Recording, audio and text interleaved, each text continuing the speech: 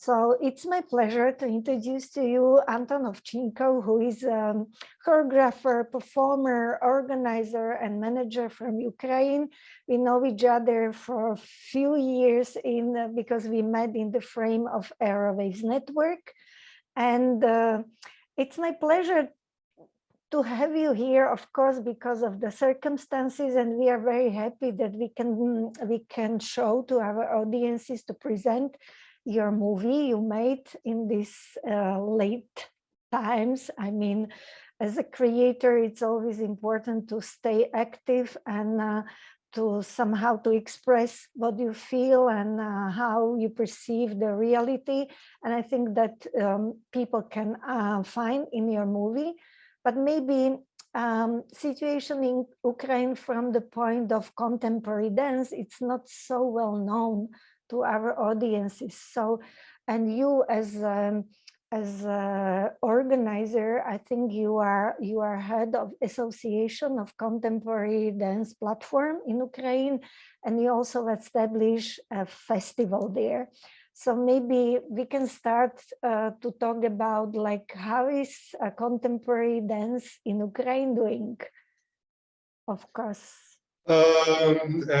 First of all, thank you for inviting me. It's really a pleasure to have this meeting online. Now that's for me, it's a very important moment to have this communication with colleagues abroad. I have quite a lot of them, but I'm always happy to talk. Yeah, so talking about the contemporary dance, I would say that we have a few kind of centers of contemporary dance. I don't mean the physical centers, but the points of the cities or the organizations which have around them kind of movement.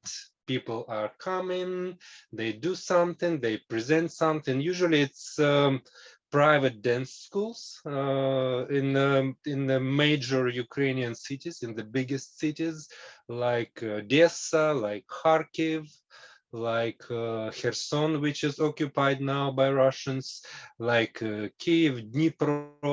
All the biggest cities have quite an interesting movement in terms of choreography, but because of the lack of institutionalization and the lack of the infrastructure, there is not so many festivals or I don't know, the possibilities to present works. So usually all that it happens in quite a small communities. That means that it's a small audience and not many people know about that. And the aim of the festival and the association actually was to extend the audience and to develop connections between these dance communities in different cities. Mm-hmm. Yeah, that was my other question, like how big is the community of contemporary dance in Ukraine? Because also in Slovakia, it's very similar. We don't have really institutional base, but community now is getting quite bigger every year. New people are coming out of the school, so they enrich the community. So how big it is in Ukraine? I would say that we have really many beautiful dancers, because we have a lot of universities and dance departments. That's really, people love dancing, but they mostly present their work in the kind of competition dance festivals. We have a lot of this kind of festivals, and usually it's very high level. You know, people present solo duo works, group works, like 2, 3, 5 minutes, and it's always beautiful. But mostly dancers and choreographers, that's what they do usually, not kind of something for theaters or for like a performance, really. And I don't know, probably people feel that they like it more than really doing something, also because there is no possibility to get to support it, finance. It's very difficult to get money to create really serious work. And then another question, even if you create work, you need to find the possibilities to present it. I mean, to find the venue, to rent it, to sell the tickets at the end. And it all quite a big work, as you probably know. Yeah. But I would say that usually our festival, which started in 2010, 2010, we usually have from 10 to 15 Ukrainian works. And those are like, I mean, an evening or a length or... Yeah, like the one work is like, sometimes it's 30 minutes, 40 minutes. Sometimes we do double bills, but from 10 to 15 choreographers, sometimes 5, 7, okay, but we have people in different cities who we always invite, and sometimes they have something to present, sometimes not, but there are certain movement which always happen. Sometimes there are some new personalities, like the young creators who want to present something. We try to keep in touch and to see what people do. Yeah, you know, we will have Ira and her students here in Bratislava on 17th of June. So that's exactly what you said. They're short solos. And I think the young girls are really, really very nice dancers when I saw the videos.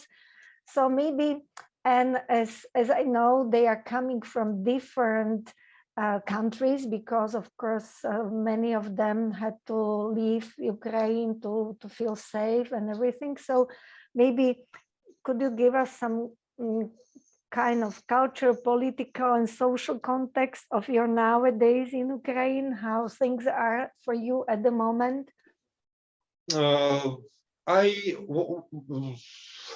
What I see is the ladies choreographers are mostly left Ukraine in the first day of the war.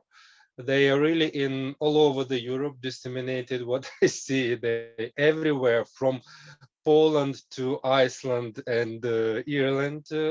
And I know because some of them asked me, they came to another country and they asked me if I have any contacts. So I went to the Airwaves network and watch who is in this country, and then I contact, and then they asked if you can help somehow to get, to maybe give them another contacts in your country or something like that. So it's really, they are everywhere. Some of them just waiting until the situation in Ukraine will be better to come back as soon as possible. Some of them found dance schools or dance studios just to keep themselves in good form, physical shape, just to have space for training, for rehearsal, for something like that.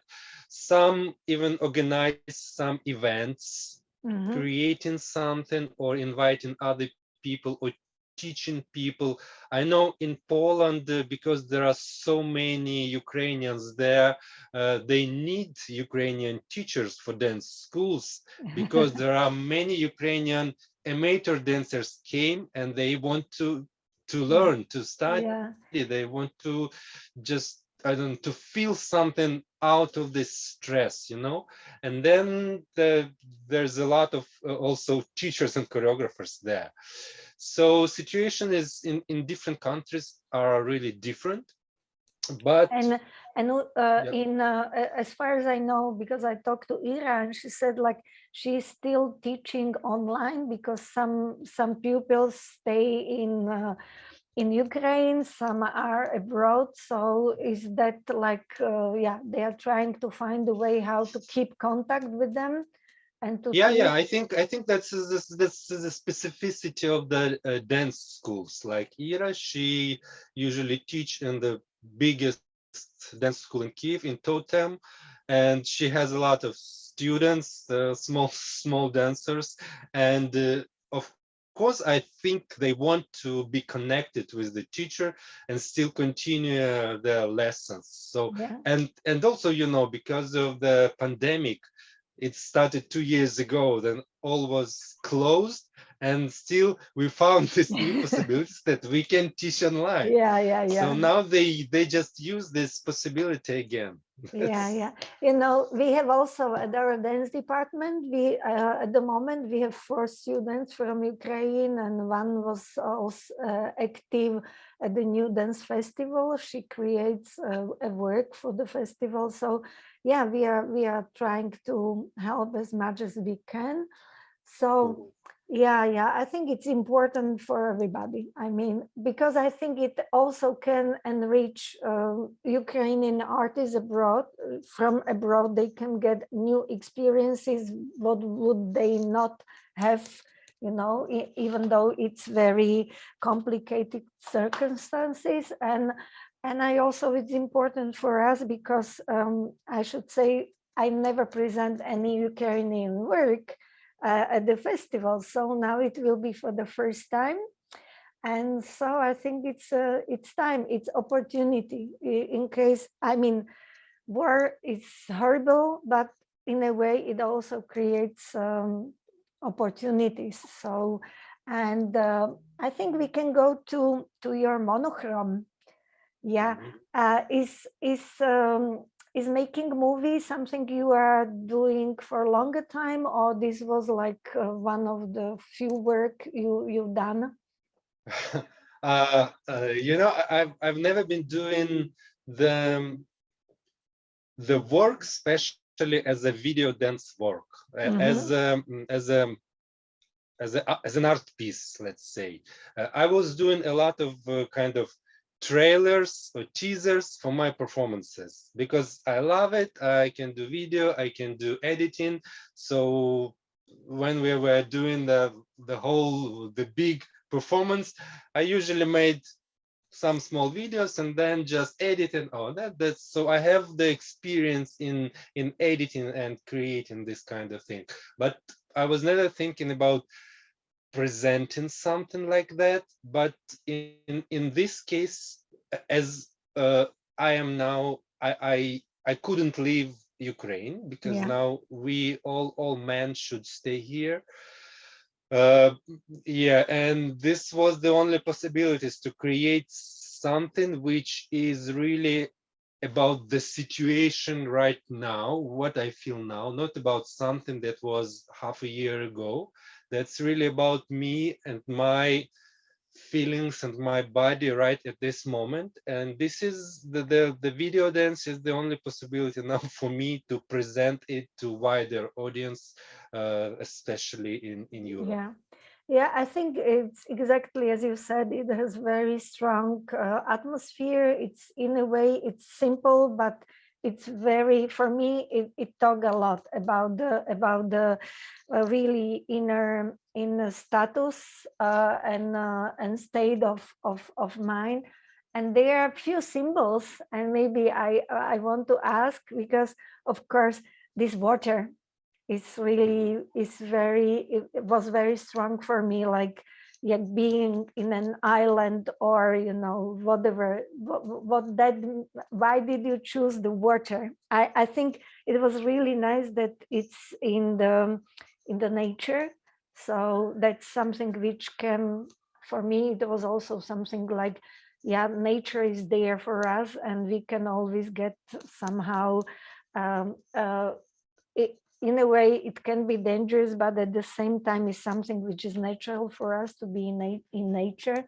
So maybe just say something about the images. How did you think about them? What was in the process of creating the movie?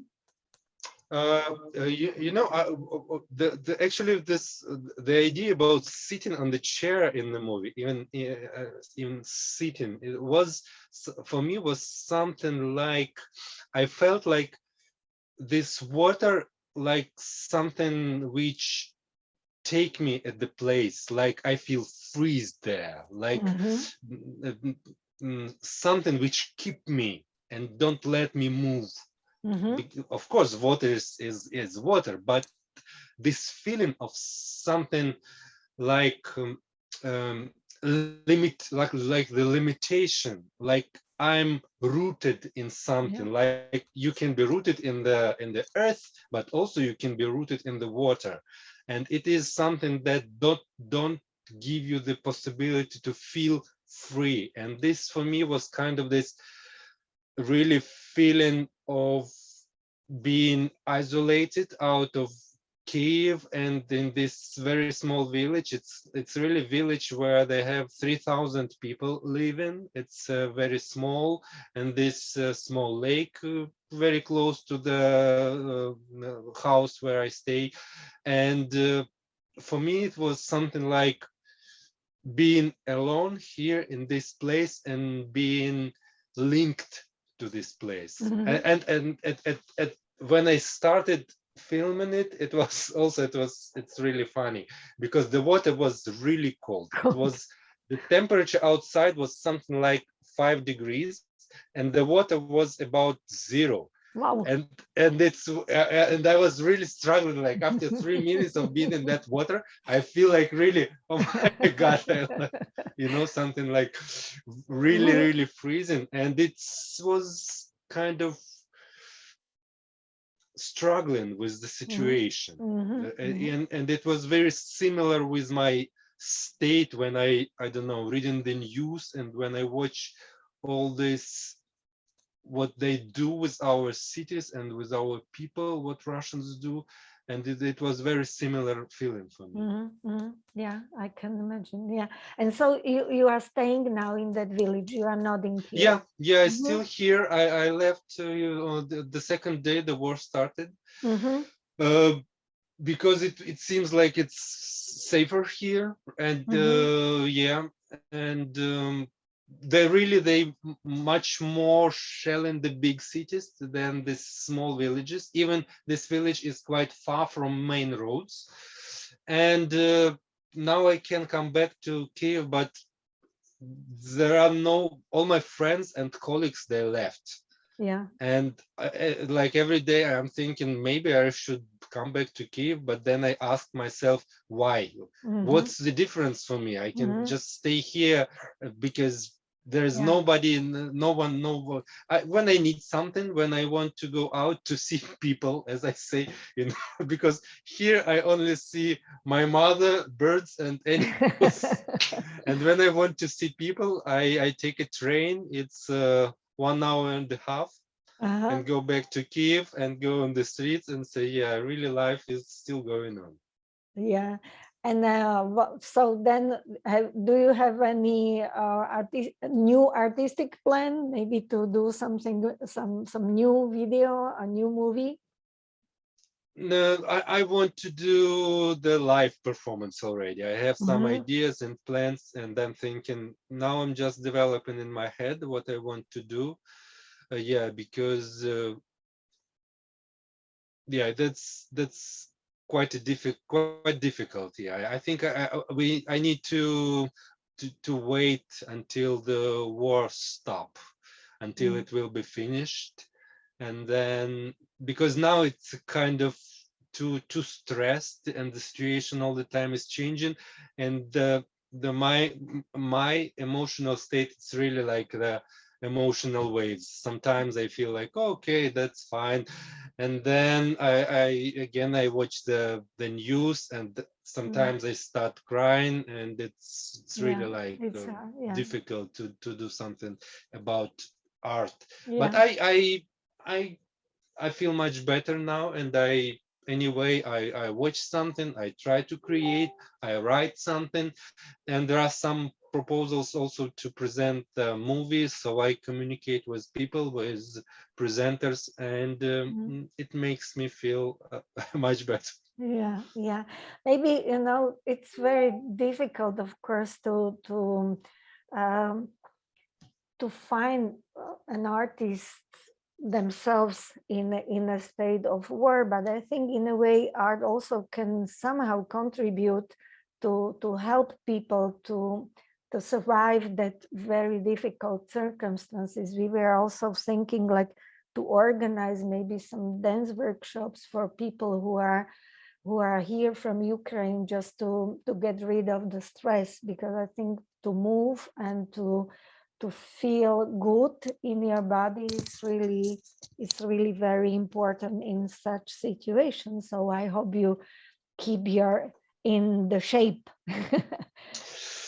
Yeah, and I also feel like dancing and dancing itself, or whatever, even in just improvising or creating something as an artist, is really something which help to keep this feeling of being human and to connect with the human inside yourself, because the war really makes you just feel the good and the bad, you know, the title of the film. That's why I call it monochrome. That's because when the war started, each of us just see the world like this is the evil, the absolute evil, and this is the good, and they just fighting. But the art and dance, it can find these half tones between black and white and find something human, and of course it makes other people who watch it and who participate in any kind of classes or workshops, it helps them to find these human qualities inside. That's I think that's very beautiful end of our small talk. So I thank you very much, and I will let you know how our audiences receive your small movie, and I cross my fingers and hope to see you live. Thank you. Thank you, Miroslava. Thank you very much. I will be waiting for the feedback from your audience. Thank you.